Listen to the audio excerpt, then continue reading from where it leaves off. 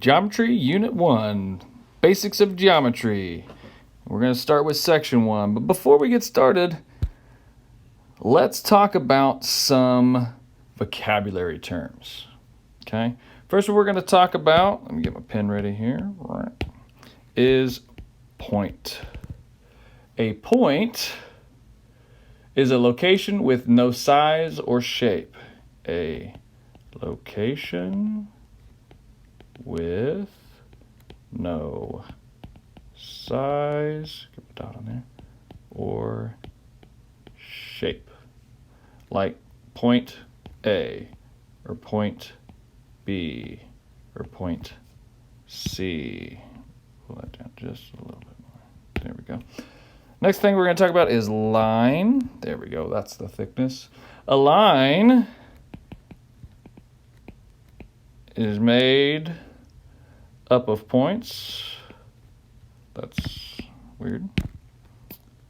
Up of points. So points are the starting. You put enough points together really close, you get a line. But it has no thickness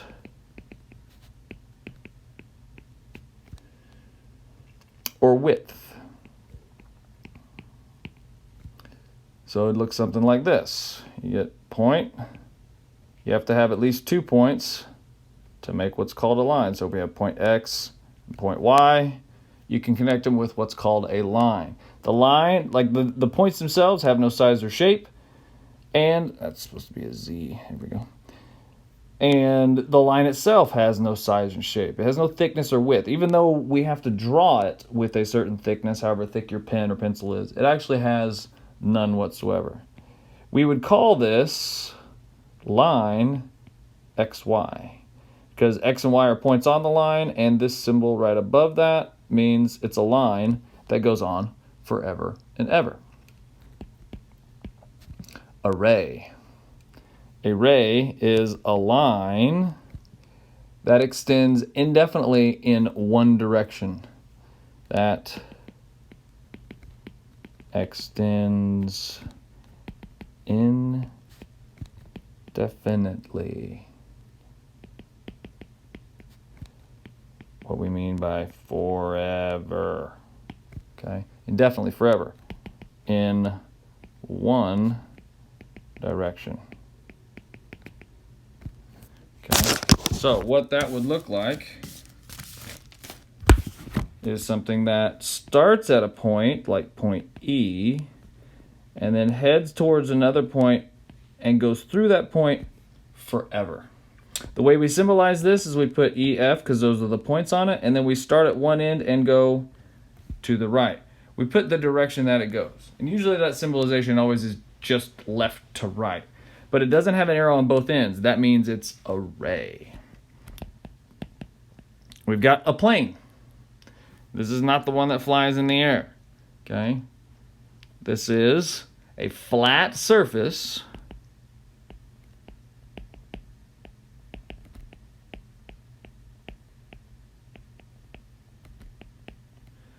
made up of points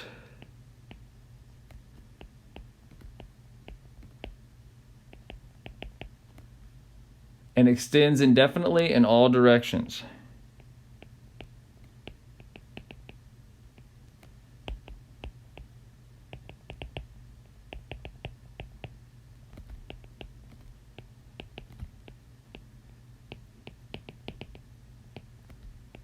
Don't forget the dot on the I. In all directions. Okay? So, if I just had point J and point K, that would just be a line. But as soon as I add point L, that's not on that line, now I'm talking about a plane. So I have this flat plane of existence here. And we could call that plane P. Notice P doesn't have a little dot next to it. That's how we know it's not a point. It's just the name of the plane. Now let's talk about... Ooh, that's not what I need. Definitely only two of them. Sir. Collinear. Okay? And with linear, I like to really point out the line part of it. It's about a line. And co means together. So collinear, and actually apparently I need another L in there. Collinear, points that lie on the same line. Collinear points are points on the same line. Okay. Non-collinear points would be the ones that don't lie on the same line. So like in our previous one, J, K, and L are non-collinear. But you could say J and K are collinear, and K and L are collinear, and J and L are collinear because you could put them all on their own separate lines within that plane. So points make up lines, lines make up planes. So also points make up planes. Okay? So here's an example. I got point L, I got point M, I got point N, and they're on this line that goes forever and ever. So they are all collinear. Okay? Now, coplanar.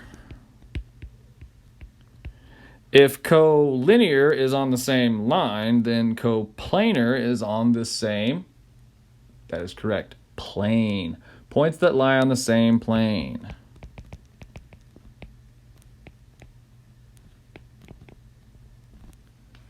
Okay. Non-collinear points would then be points that are not on the same plane.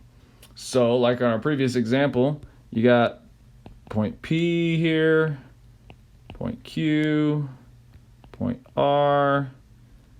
They're all on plane B. In order to be non-coplanar, they'd have to be a third dimension where that point is not part of that plane. Okay? Congruent segments. That's an E, I promise. Okay? Congruent segments. If two segments have the same length, then they are congruent. If two segments have the same length, then they are congruent. Okay? That's what we mean. So if this segment from A to B is 7, and this segment from C to D is also 7, then A to B is equal to C to D, so AB, it shouldn't be there like that, sorry. If the measure of AB is equal to CD, then line AB is congruent to line CD. So when we want to do a line segment, we don't have any arrows because it have ends. It stops. It doesn't go on forever. Now congruent is an equal sign with a little squiggly. Okay? Measurements are equal. Pieces are congruent. So line segments are congruent. Their measure is equal. They themselves are congruent. Okay, so your height might be 6 foot, just like some other person's height is 6 foot. Okay, but you guys would be congruent in height, like that. Okay. All right, let's do a segment addition postulate. What's interesting is we didn't do a line segment. Let me double check and make sure I didn't skip. Oh, did we talk about line segment? I skipped line segment. Well, let's do line segment right below that just to make sure we know what it's called. Since we talked about congruent segments, let's talk about a line segment. A line segment is a measurable part of a line consisting of two endpoints. Measurable part of a line with 2 end points. Can't believe I didn't do that one at the right time. So point R to point S, that's a line segment. It'd be line segment RS, and there's the abbreviation for that. Should have done that back underneath line, but now it makes more sense next to segment. What are you going to do? Ooh. All right. Segment addition postulate.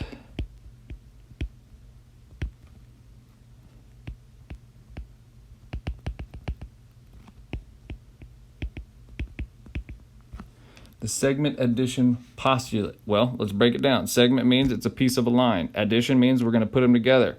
And a postulate is something we think is true.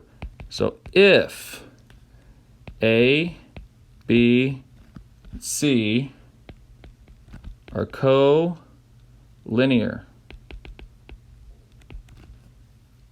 points,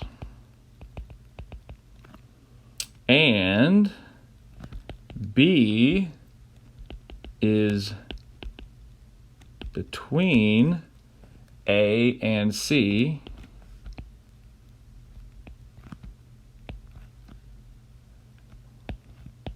then AB plus BC equals AC. Okay. This piece plus that piece equals that piece. I thought those should have had segments on them. I'm going back. Where were we? A, B, and C, D. Congruence, because they're segments. Okay. All right. So if we got A, and we got C, and we got B,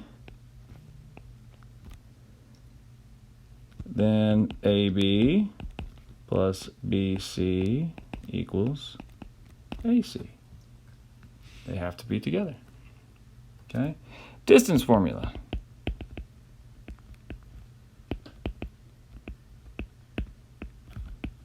I'm going to put a star by that one, and I'm going to highlight it because it's really freaking important. Okay? It's the formula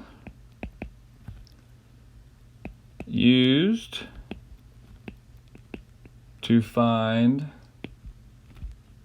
the distance between 2 points on a coordinate plane.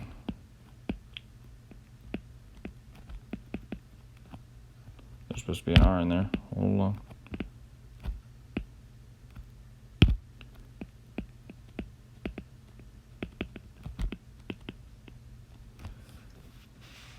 Okay, we're going to use this one a lot. It's very important. So D equals the square root of, all of this is underneath there, x2 minus x1 squared plus, oh, messed up there, y2 minus y1 squared. We're going to use that as a plug and play. We're going to learn about that later, but it's very important. Midpoint formula. Also, very important. Okay. This is the formula used to find the midpoint.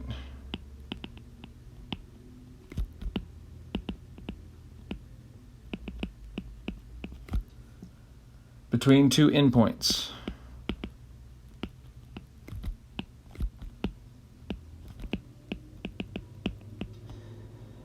And when we say mid, we want halfway.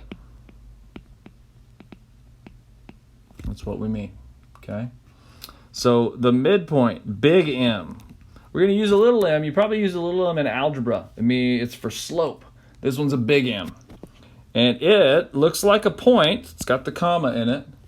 And we're going to do x1 plus x2 over 2. We're going to add them together and divide in half. We're going to take the average. y1 plus y2 over 2. Because x always comes first, y always comes second. segment, bisector. Bi is 2, sector is cut, or put it in sections. So we're going to cut it into 2 pieces. Take a segment, cut it into 2 pieces. A segment, line or plane,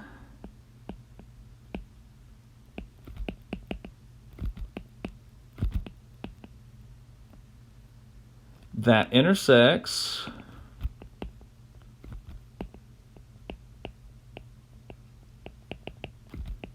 or crosses a segment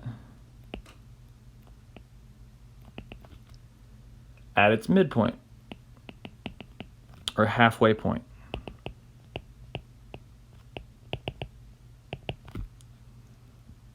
Okay, so if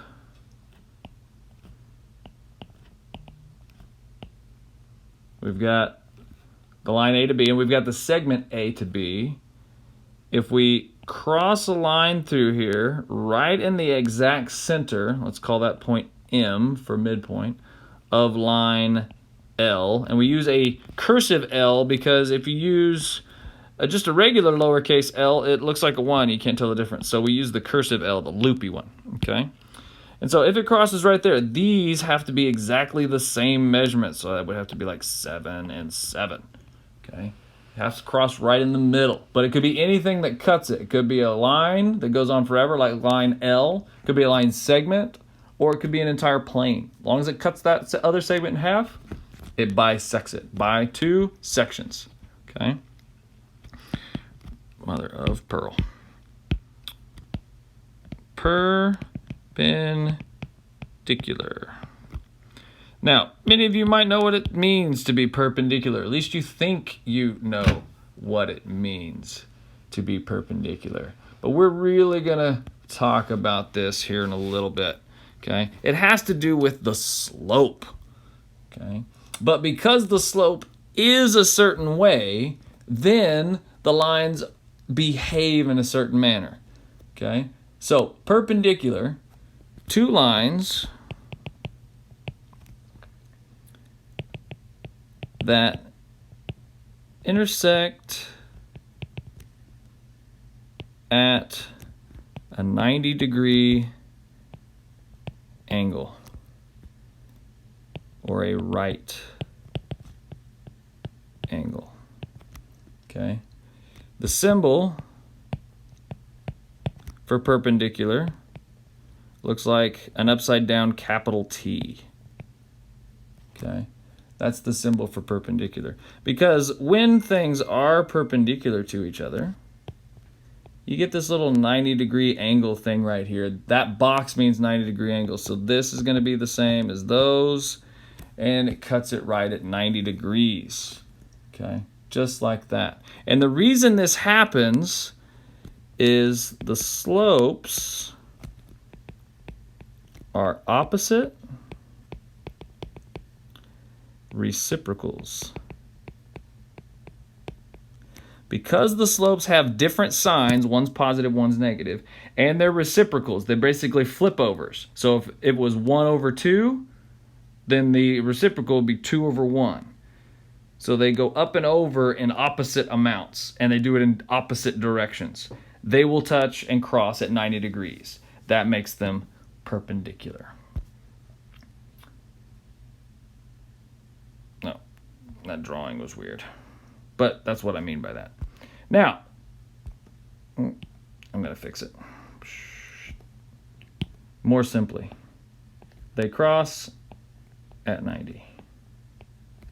That's perpendicular. I got a little ahead of myself in the drawing because I got the wrong line, but this is the next one. Perpendicular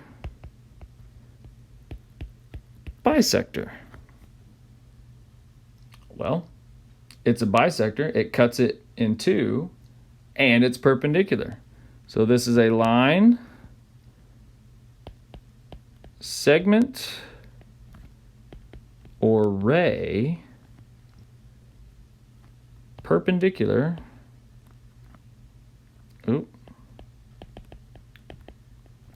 P-E-N, apparently, sure I spell that right. Well, let's just do that. Okay, go back on the next page. P-E-N. Get that right. There we go. Perpendicular. I'm still on the eraser. Undo. To a segment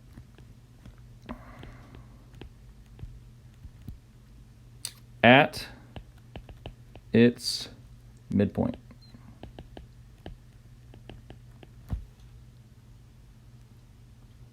Okay, so this is where my better drawing is.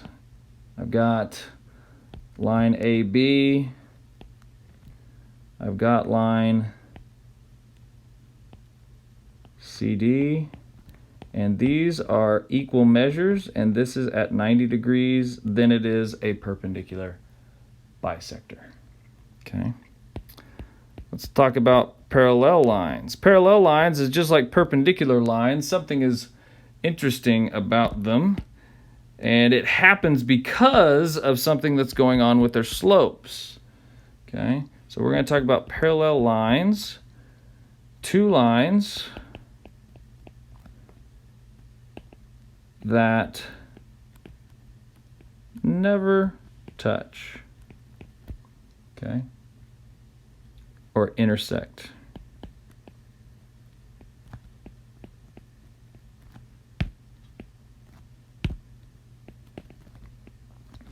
The symbol is inside of parallel.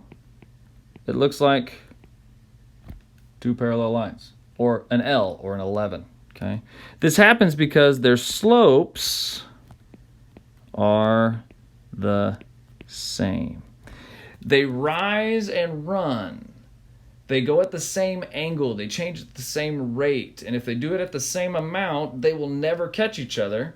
So they will never ever touch. And so if line L goes forever this way, and line M goes forever like this, those lines will never touch. So line L is parallel to line M. Even back on perpendicular, where was that one? If I labeled these, if I said, okay, this is line L and this is line M, we can say L is perpendicular to M. Okay. All right, let's see. Parallel, angles. I don't know if I have enough spaces left for all of these things, but let's see about angles. I got a lot of room, okay? So let's talk about some angles. An angle, intersection of two rays at an endpoint.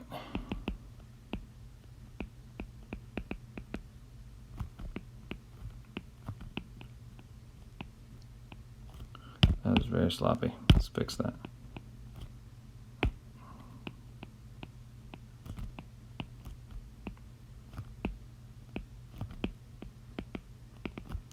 So we have an endpoint down here, and let's see, how do we label these? This one's A, that one's B, that one's C. If it starts from B and it goes this way, then we would call this angle A, B, C. The vertex, or the center of the angle, is always in the center of how you name it, and the other two on either sides of it. Okay, and that brings me to the next term, vertex. The common endpoint of an angle.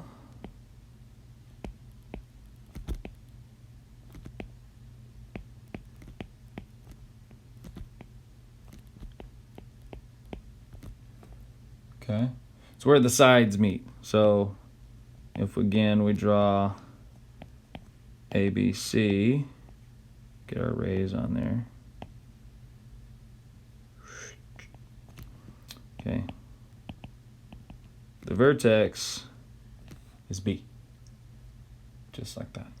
Okay, let's talk about a right angle, and I'm just going to use the symbol for angle. Okay, and actually it looks more like an L. It's more like this. Okay, gator mouth. Right just in case you need to know. Right angle. Okay, an angle with a degree measure of 90. So it's an angle with degree measure of 90 degrees. Okay, that's a right angle. So if we have this and it gets a little box, that means 90 degrees. Okay. Acute. An acute angle. An acute angle less than 90 degrees.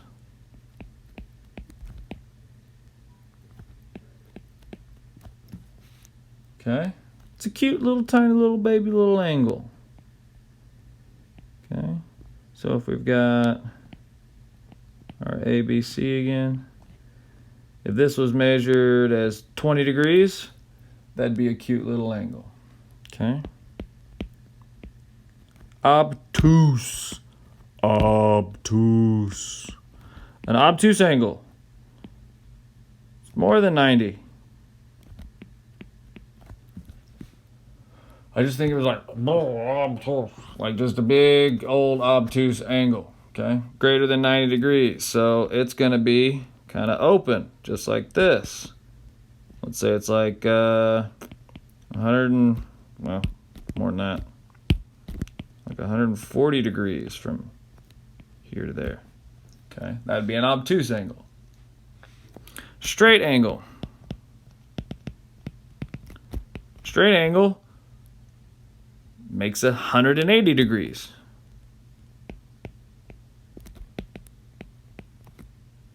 And basically makes a line. Okay. So we'll have this here. We say A, B, and C. And we would say the measure of angle A, B, C equals 180 degrees. One flat, solid line. Okay. Congruent angles. Okay, remember the symbol for congruent is the equal sign with the squiggly. So congruent angles are angles that have the same measure. Two angles with, that little W with the line means with, two angles with the same measure.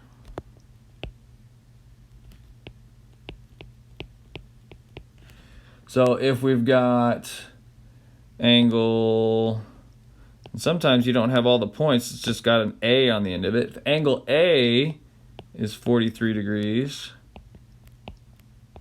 and angle B is 43 degrees, then the measure of angle A equals the measure of angle B, so angle A is congruent to, whoops, I need a squiggly line. Angle A is congruent to angle B. So measurements, the little m, measurements, numbers are equalness.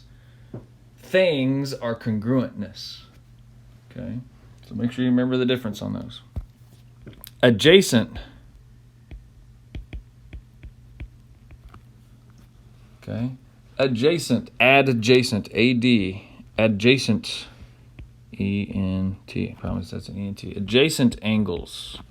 Adjacent angles have a common side and vertex. Share a common or same side and vertex. Okay? They're like, not mixed, they're next to each other.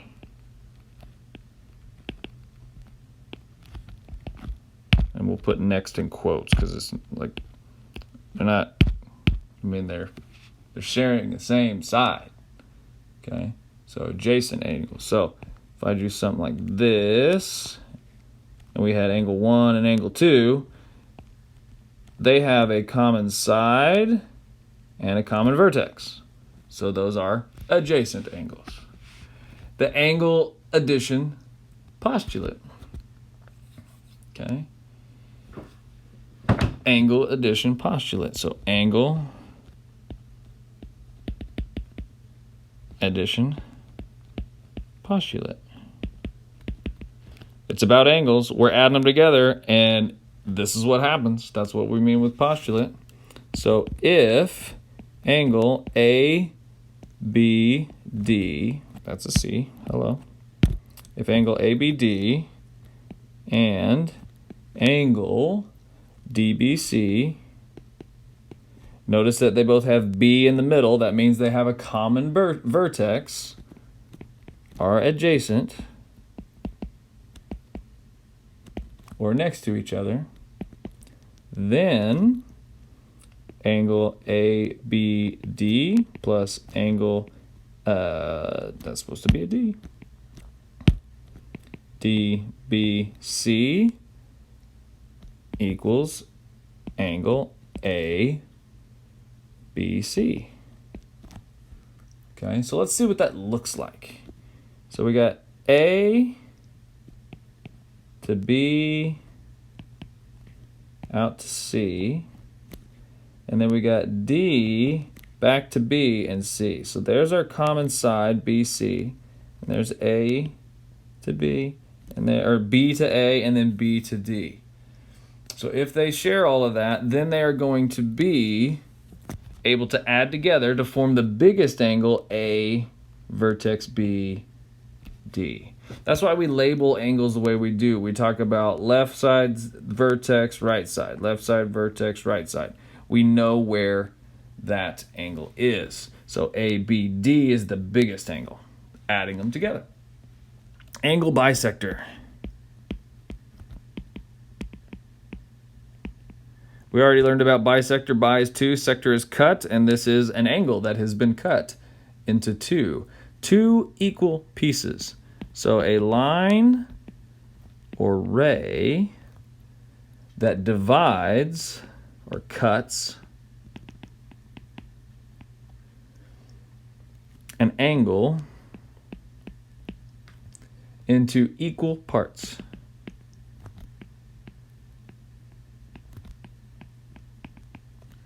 Okay, so we have this bigger angle, and if this ray comes through it and this side ends up equaling that side, that's the symbol for that. You can draw the angle in there and you say this one and then that one. If they're marked the same, that means they're the same measurement.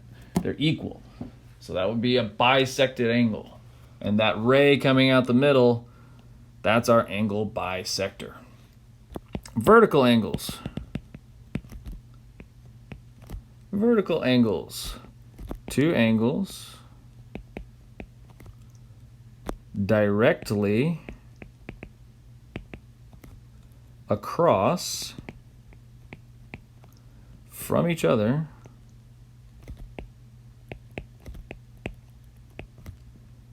on intersecting lines.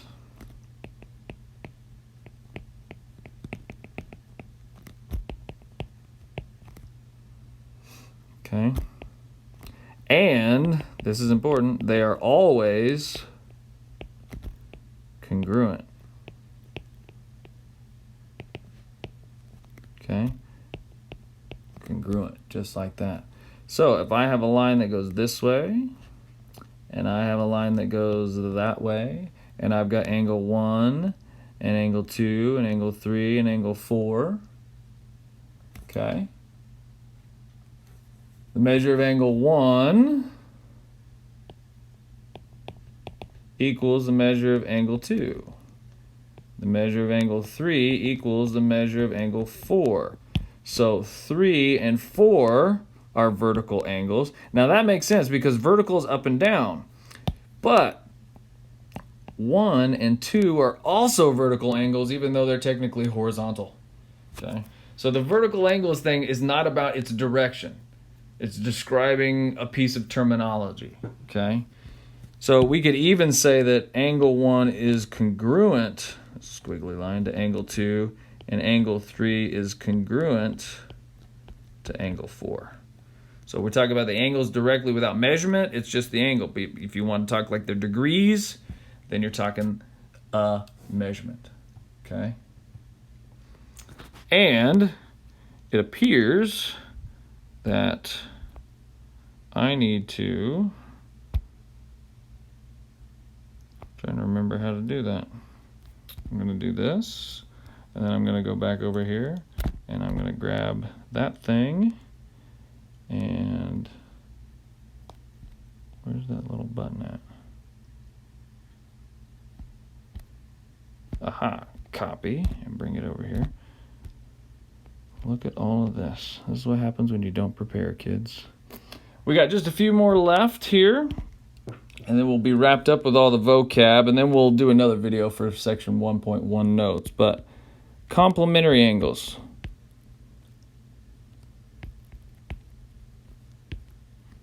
Complementary angles. Two angles whose sum, right, we're going to add them together, is 90 degrees. So, if I've got 90 degrees here, if this one's 35, that one's 55. And those would be complementary angles. Now, they do not have to be adjacent.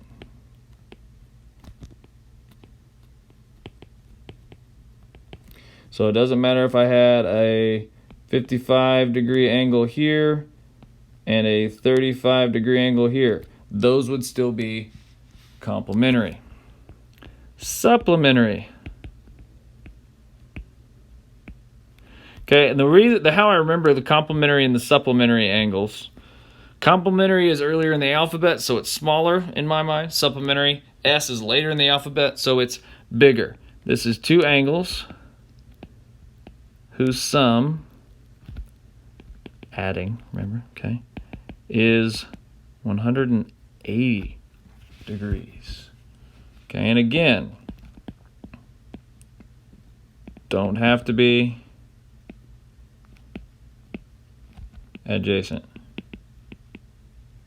So that could be that I have an angle that is 60 degrees, and so then I would have to have an angle that is 120 degrees. That adds up to 180. Boom, boom. Okay. And the last one, a linear pair. Pair is how many? Linear is a line. Okay. So adjacent angles that are supplementary. This is what happens when they are adjacent. So if it is an adjacent angles that are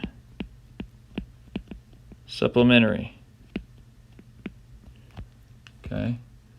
So they form a straight line. So if I have an angle that's like 110 degrees and an angle that is 70 degrees, their total is 180. This bottom one makes a straight line. So those are a linear pair or a linear pair. And that's all the vocab that we're going to write down for our geometry. We're going to use these throughout the entire lesson. So make sure you learn them up real good. In the next video, we'll start with